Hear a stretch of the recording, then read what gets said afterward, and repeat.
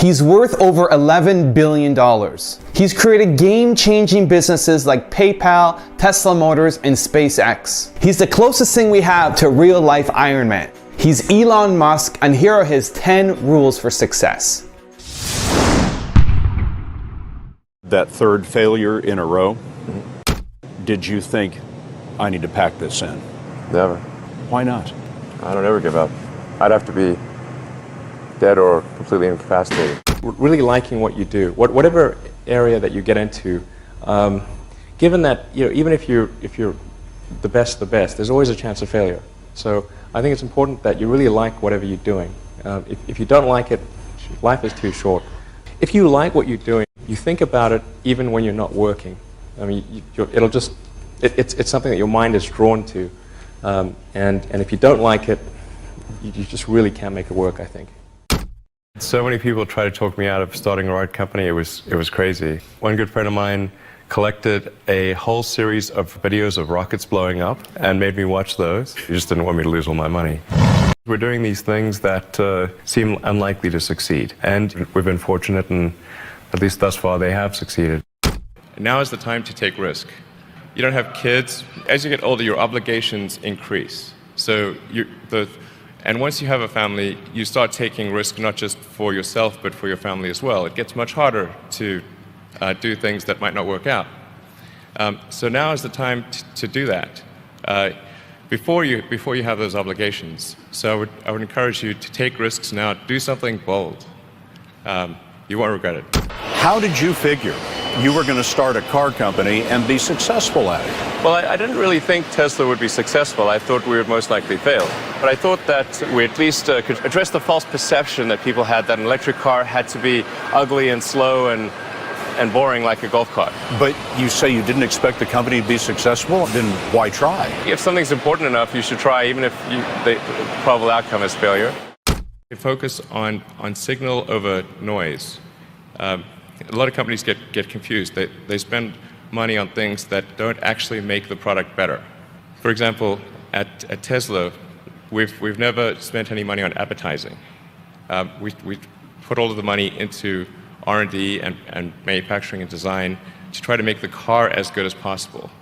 I think that's the way to go. For any given company, just can keep thinking about, are these efforts that people are expending, are they resulting in a better product or service? And if they're not, stop those efforts.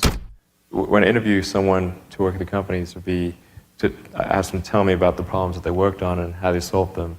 And if someone was really the person that solved it, they'll be able to answer multiple levels. They'll be able to go down to the brass tacks.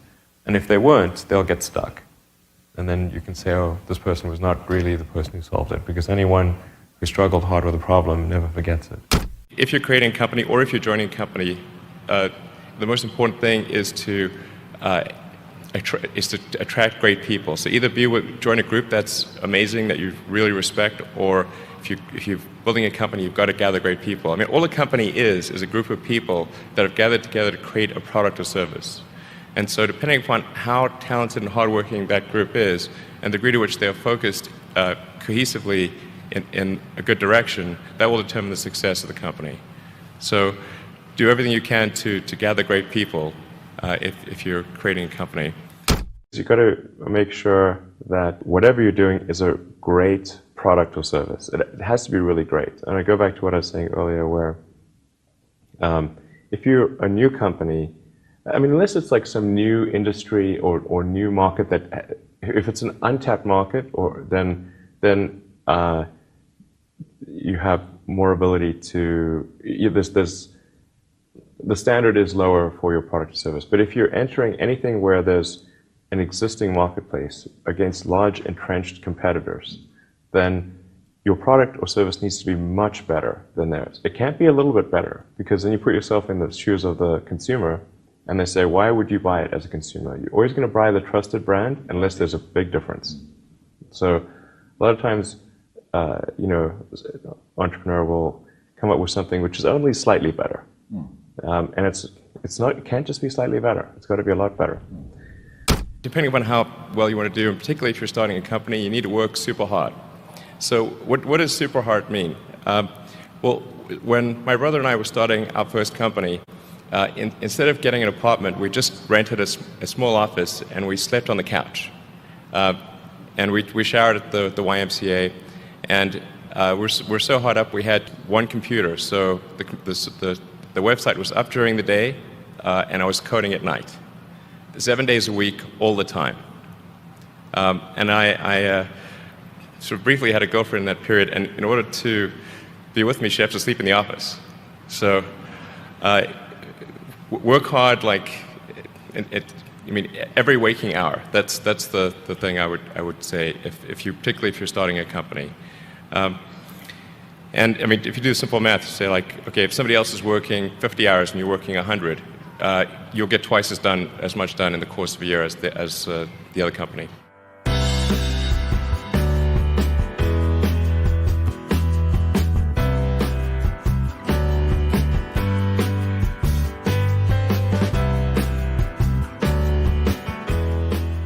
Thank you guys so much for watching. I'd love to hear what you think about Elon Musk as an entrepreneur in the comments below. If you want me to make a compilation video of another entrepreneur, leave a comment and let me know who you want me to make that video about. And don't forget to subscribe to the channel and the newsletter. Believe.